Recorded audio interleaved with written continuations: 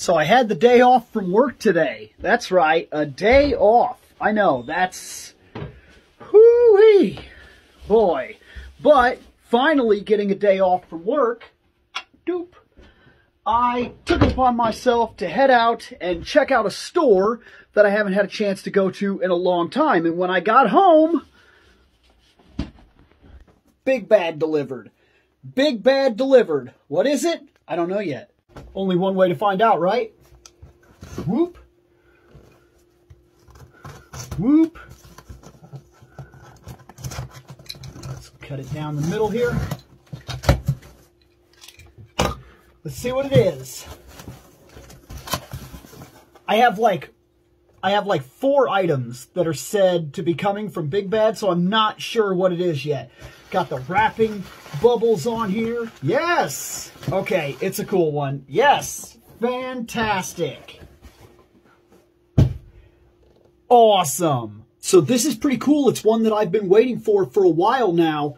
This is my battle armor He-Man from Masterverse. And once again, the artwork is spectacular because the artwork is always spectacular. It's always good. He looks great. He just looks so good. Man, that is a solid figure. I like literally everything about him. I like that he has the battle-worn shield. I like that he has a battle-worn chest plate piece that's pretty cool. He's old, he's gruff, he's got the longer hair, and he's got the beard. He's got to be armored. I like this lion symbol thing right here. This guy is fantastic. Absolutely fantastic. But that wasn't the only thing I went out and did today. I picked up 3 items while I was out today, not to do. So, like I said, I had the day off, came back, Battle Armor He-Man showed up. My day's already great, right? But it's not over. I found a broke-back female. I call them that because in the 90s, you just had to be there if you were reading comic books at the time.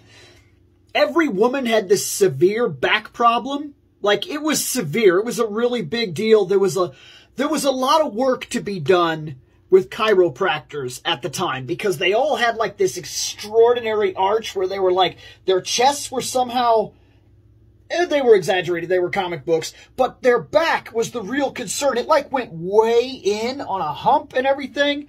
And I got me one of those broke back ladies. I got Witchblade. I love Witchblade. Always have, always will. She's really sharp too.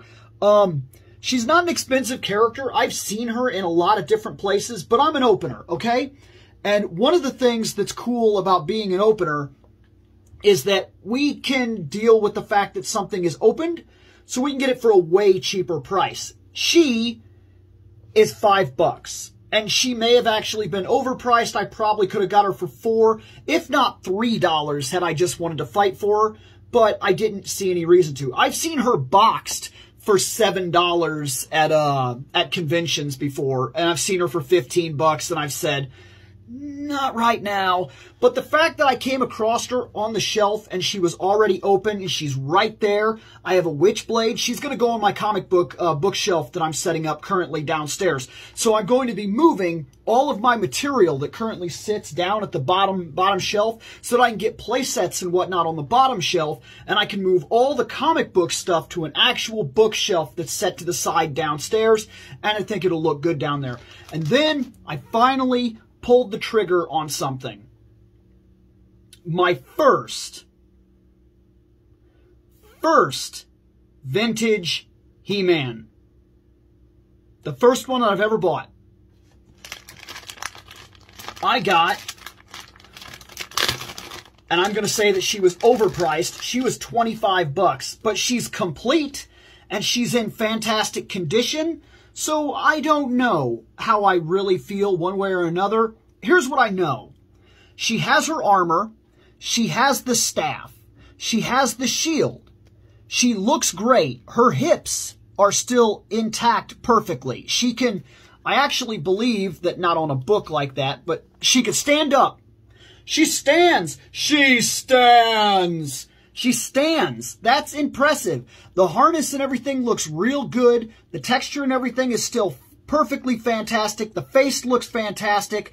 Yeah, this is the original weapons that came with her, and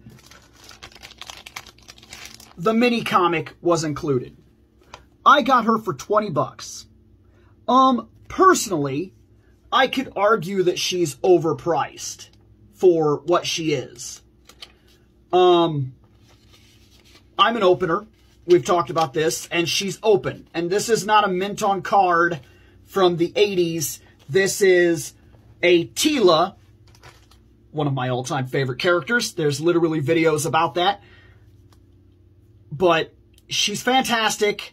I'm not going to complain. It's my very first dive into classic, original, retro, vintage figure in terms of Masters of the Universe. I don't know if this is going to become a normal thing, but I seen her there. And I happen to have the ability to do it. And I said to myself, why not? Right? Maybe this starts a whole new problem where I start buying up the vintage. I don't actually think so, though. I would argue that the vintage characters, while they are fine, I personally don't care for them. Most of the times, I don't think their sculpts are better than the ones that we currently have for Origins, and I'll just stick to Origins. And maybe I'll do an entire video talking about that, because that would be something interesting to go into. But for right now, she's what she is, and she's really solid, and I do actually like her. And then, lastly, before I left the place, I found a Conan Saga. This is a big wave of books. There are 10 books in here, 1 through 10. The entire collection, this Conan Saga, in terms of this small run that they had that was sitting on the shelf.